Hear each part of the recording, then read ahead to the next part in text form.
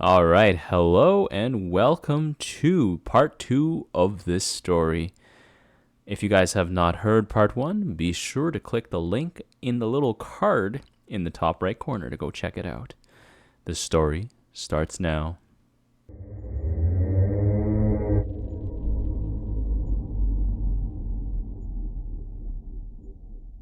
Emma and I spent a lot of our time crying. What else was there to do? Imagine it. You are stuck in a room with nothing to do but stack chairs or topple over empty bookcases in frustration. We tried to have sex. It was just another thing to do to pass the time. But with no blood pumping through our veins, it made things difficult. We played all of the name games, invisible tic-tac-toe, tongue twisters, etc. We can't exactly play I Spy because our options for colors are either white or void-esque. Sometimes we try and sleep, to no avail. We just lie there, occasionally together and sometimes apart, eyes closed with no rhythmic rise and fall of our chests, no soft sound of a heartbeat, just utter silence.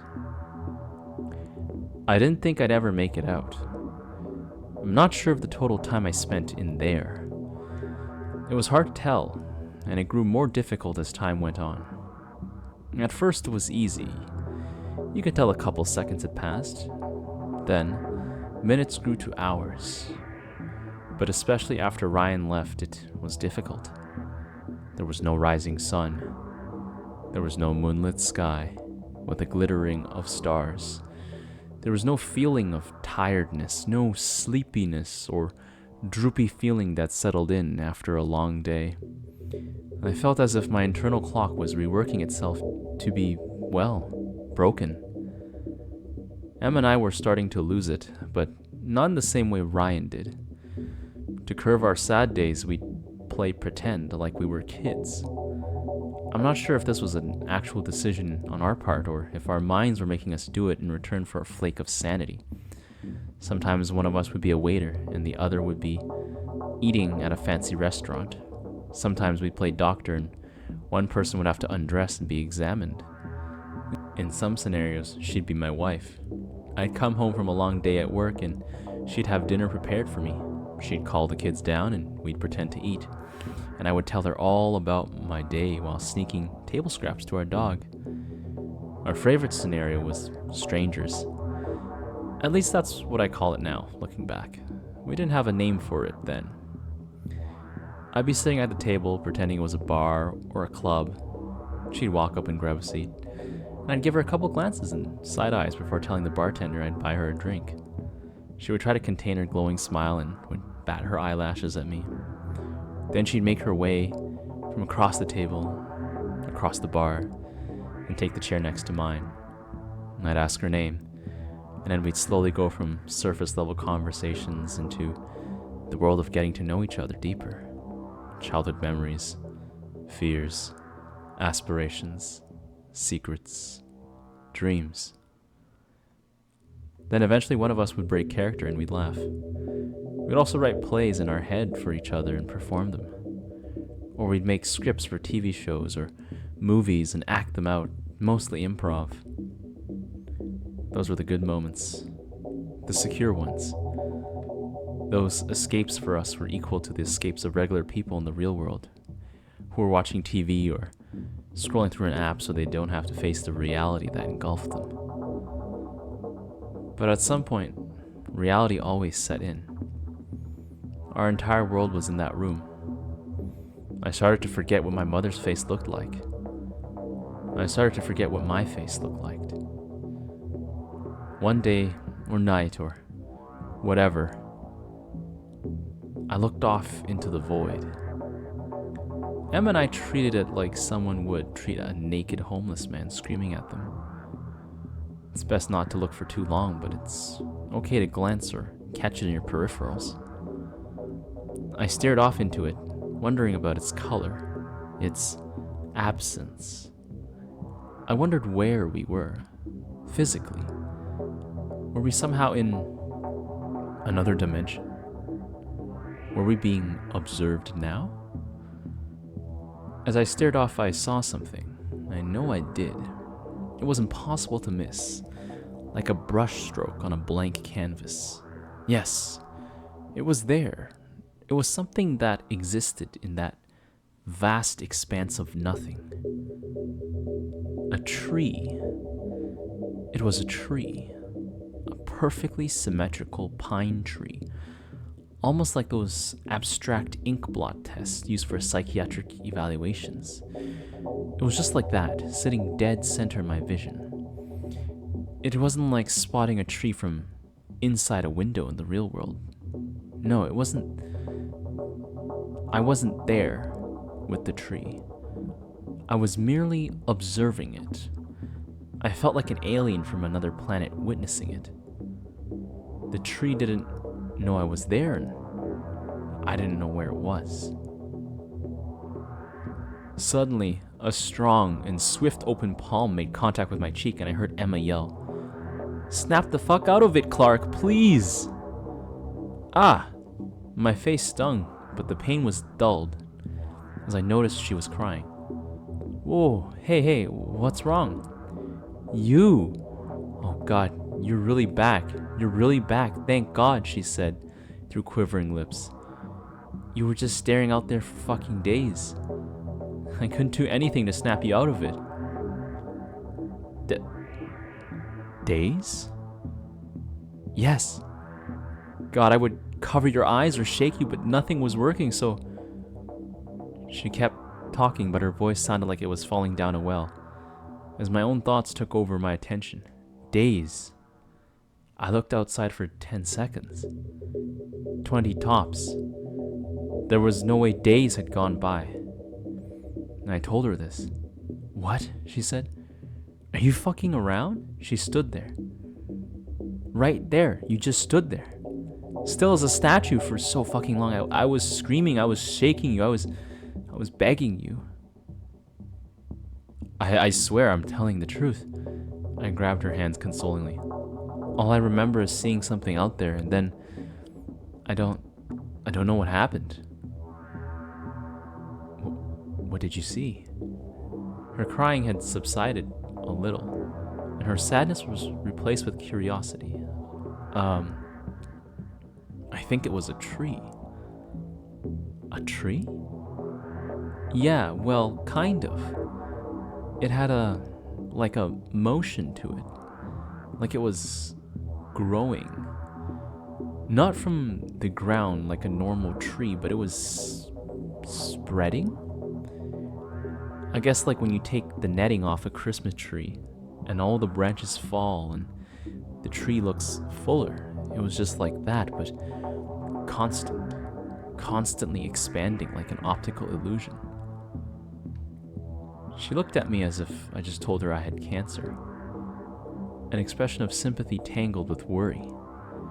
She let out a heavy breath. "I was so worried you were gonna leave like he did." I hugged her and scratched the top of her head in an attempt to comfort her. Then she grabbed my neck and kissed me lightly. It wasn't the first time we'd kissed. We had plenty of times before. Don't know how it started. I can't even remember our first one. It was too long ago. But every so often, we just look at each other and kiss. Was it a relationship? Or was it just boredom? I knew everything about her, it seemed. But I don't know. I was stuck there with her. What else were we going to do? Would we have gotten along on the outside? In the real world? If this experiment worked, would we be together? I don't know. A lot of time passed since Emma slapped me to snap out of it. We were more quiet than usual, more thoughtful because of the events that had occurred. She brought it up first, interrupting our previous conversation. "So hey, let's say we make it out of here, whether that be in millions or billions or whatever, how many ever years that is." "Uh-huh. Well, You know how you were looking out the window and days passed in a couple of seconds? What if that's the best thing to do? To pass those years? Maybe if we just look out, it'll feel like a couple of hours and then boom, we're back to reality. I had wondered about it too. What if we never snap out of it though? What if we walk out like Ryan did? Or what if we're just stuck in here forever, hypnotized? I know, she said. I've thought about that, sure, but what? But, I don't know. What's our other option, realistically? We can't keep living like this. We can't keep spending every day going through the waves of talking and silence and laughter and crying. I'm losing my fucking mind. I know you are too. I tightened my lips together, and my silence answered her. So she continued. What's worse? Spending 1 trillion years in this room until you pull your hair out and slowly slip down the insanity slide, or looking at that fucking abyss of nothing? And yeah, there's a chance we'll go off the rocker like Ryan and hypnotically walk out the door, but is it worth it? I think so. We had spent too much time in here. I don't know how long, but it felt like multiple lifetimes. If this ended in death, I'd welcome it. I knew we had to do it. It was our only option. Okay, we'll barricade the door, I proposed. We'll put the table, the bookshelves, and everything else in front of it. It's at least one line of defense against us leaving. Yeah, it's no guarantee, but I like the idea. And we did just that. The idea that we could be out of there in a couple of hours was the only motivation we needed. After the furniture was moved, we sat on the floor in the middle of the room. Our legs were crossed, and we faced each other. I'm really scared, she said openly. I know. I am too. What if we never see each other again? What if we never see anyone again? What if this is it? Like, it. I grabbed her hands and pulled her a little closer before replying. No matter what happens, I'm grateful that I had you here with me. I couldn't have been here alone. This place is hell, but it would have been so much worse without you. She gave me a nod and smiled. I returned the same gesture. We both adjusted our bodies, still in a sitting position to face the window. I looked to my right and admired Emma's gaze out the window, just as I did when we were transported here. I squeezed her hand. Ready to spend an eternity together? She said with a shaky breath, almost laughing. You know it. And with that, we peered off into the nothingness. It's hard to describe what I saw. The first thing I saw in that vacuum of the void was once again the tree. It moved and breathed and acted like it had before. After a while, I noticed I couldn't see the walls of the room anymore. It was as if I was enveloped in this darkness, like I was a lone astronaut without any planets or stars for guidance. I couldn't feel my butt against the floor anymore, nor Emma's hand gripping mine. In fact, I couldn't really feel anything. It was like I was slowly losing each and every one of my senses. That horrifying nothing color slowly dissipated, and the tree did as well. The best way I can describe what came next is by comparing it to something you have all seen. If you close your eyes, you still see some light. You see shapes and objects and other things your brain tells you to see. If you stare at a wall, a blank wall, there's almost a movement to it, a static-like sensation on the wall that you never really notice until you focus. That's what came next. As the nothing disappeared, I could see these shapes in the darkness. Random patterns, stars, and static filled my vision. I felt like I was falling. The randomness of the shapes took form into my most nostalgic memories. Things I didn't even know I remembered from the trenches of my mind. I felt this itch almost. I swear in those moments I didn't have a body, didn't have eyes, yet I could see. I felt like someone moved my still active brain into a jar to keep me alive, and that's what I was experiencing. Just my brain, doing its thing with no outputs or inputs. I felt a prickling, but I wasn't sure what I felt. I existed, but not in a physical sense. I thought I was dead. I hope that is not what being dead is like. And then, faster than a light switch, with no sound effect, no transition of any kind, pop! I was back, standing in that room. Sunshine made its way through the overcast sky and immediately flooded the window. I was not facing the window, though. I was facing Emma, with Ryan right behind her. Both of them were looking out the window, just as we were before everything went dark. My focus was on Emma's pupil, just as it was before. It did not change in size. Before I could process what was happening, Ryan screamed louder than I thought physically possible.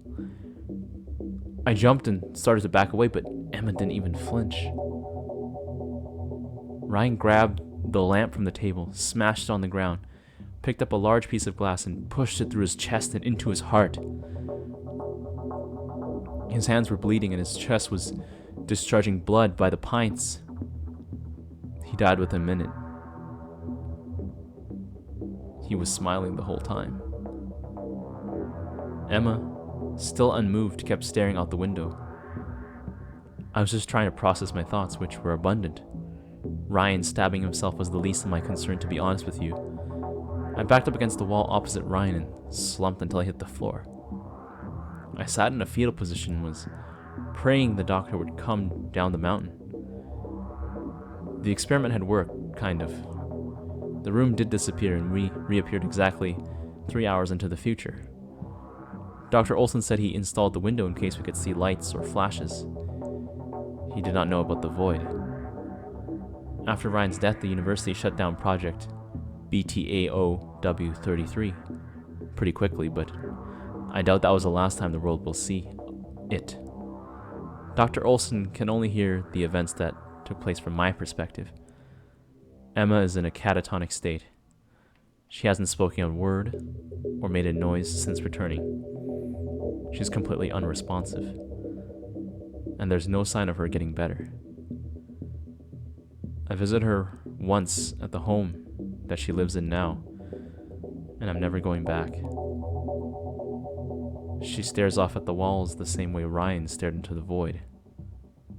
If there's a God out there, I just pray she isn't still there somehow, in that place. I hope her mind is free or at peace. Why am I not catatonic? Why did I make it out okay? Did I see the same thing Ryan saw? I'm not sure. I try not to think about it. I have lived, subjectively, longer than anyone will ever have to experience, to suffer. I don't have the guts to kill myself, though. I think about it often. I don't really care if I get in trouble with the law by sharing my story. It's therapeutic to share. And like Dr. Olson said from the beginning, no one will believe me anyway. Day-to-day life doesn't bother me. I don't mind interacting with people. I like eating food again or taking a nice hot shower. I like knowing I can die, that I will die. It's not the waking moments that disturb me, no. It's when I sleep. My dreams are awful, and are almost always of that place, that room. The doctor says it's because that room is where my brain thinks it has spent most of its life. He says they will lessen as my stimuli from the real world increases. But dreaming isn't the worst part about sleeping. It's every other moment between dreams. As I slip away into oblivion, so does my body, and so do my senses.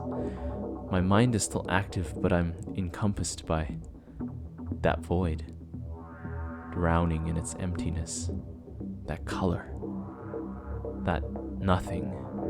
Every night, it haunts me.